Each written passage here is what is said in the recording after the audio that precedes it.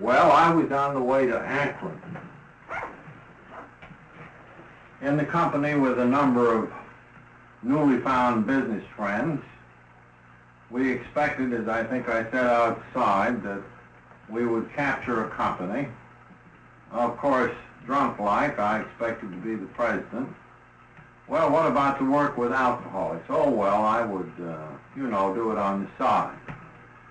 So bravely we set out. The proxy fight came off. Our side was handsomely licked. All of them went home, but I stayed in the hotel for the simple reason I didn't have the fare and no one offered to give it to me. So here I was on a Saturday afternoon, alone in the Mayflower Hotel at Akron, Ohio. I walked down to the lobby, strode back and forth. At one end there was a plaque with the names of the various churches and preachers.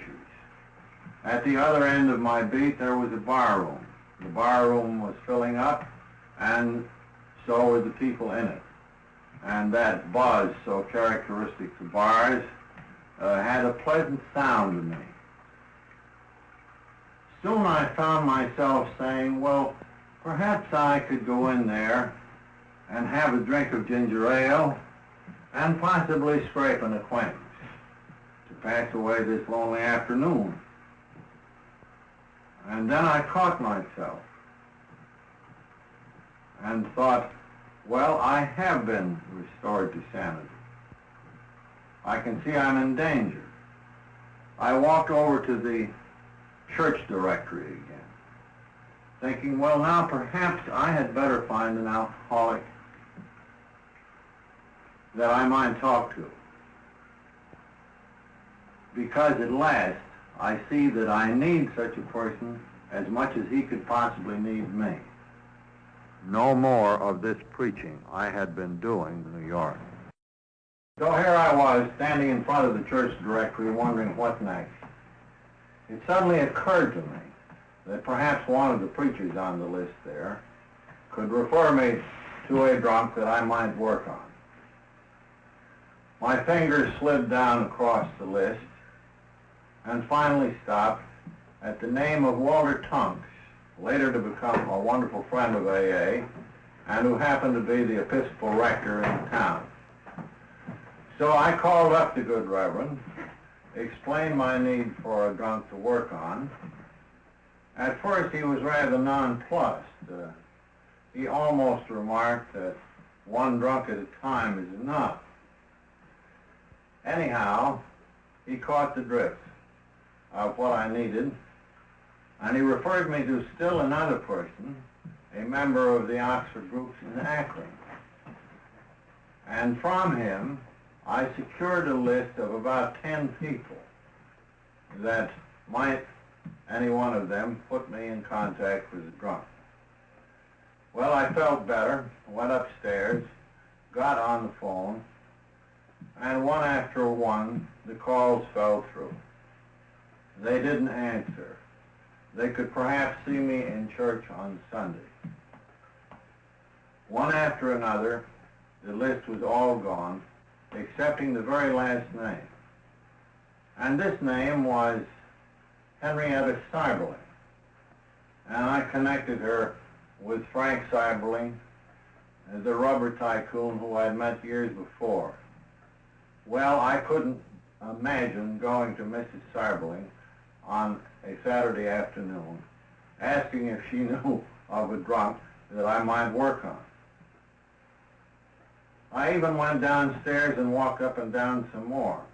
Suddenly, something said to me, you had better call that number. So I did call, and a warm southern voice came over the wire.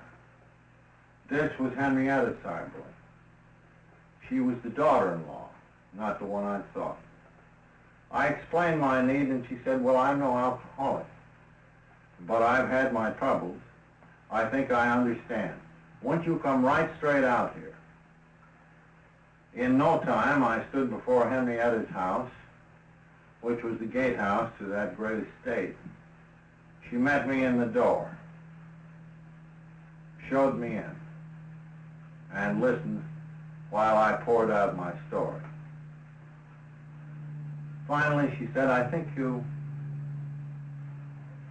should meet Dr. Bob. He's a surgeon here in town. He's been in our Oxford groups. He's tried all sorts of cures. I'm sure he wants to stop drinking, but he simply can't. The family is in awful shape. The kids are in disarray. Henrietta went on to say that Ann Smith, Bob's wife, was about on the verge of a nervous breakdown. Moreover, the mortgage on the house was close to being foreclosed. Things just simply couldn't be worse. So, said Henrietta, would you like to talk with him? Well, I certainly thought I would. I needed him as much as he needed me. Fine, Bill. Suppose we have a cup of coffee. Good idea.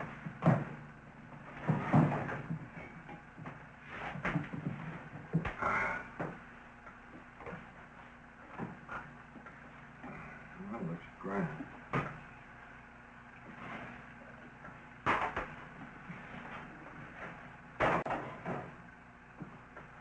Sugar lady?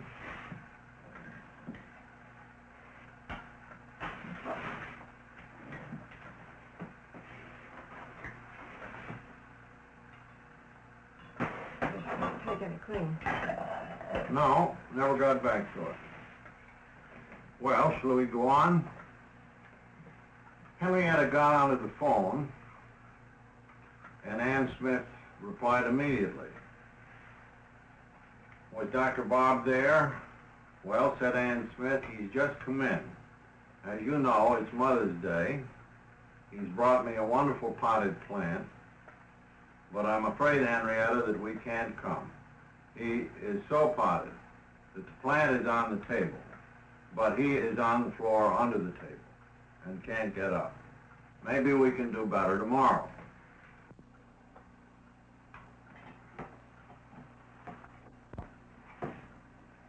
I shall never forget the next day. It was a Sunday. Henrietta had had me out there for an early dinner. And at 5 o'clock in the afternoon, the doorbell rang, and there stood Dr. Bob and Ann. Ann looking slightly hopeful, but Bob not looking a bit like a founder. He was shaking violently. He said, I have another engagement. I don't believe that I can stay but a few minutes. Henrietta took in the situation at once, and with her usual understanding, she insisted that Dr. Bob and I go into the library where we could chat. So here it was.